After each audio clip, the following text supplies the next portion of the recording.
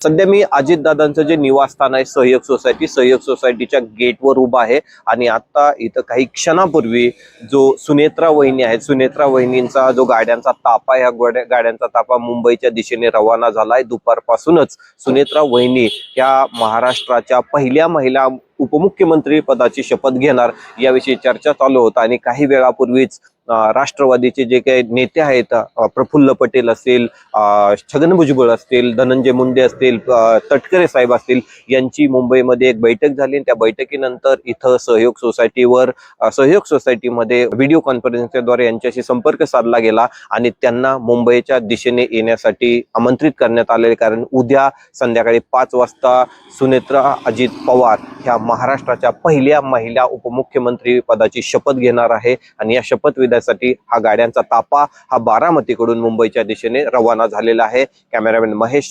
संतोष.com Maharashtra, Baramati.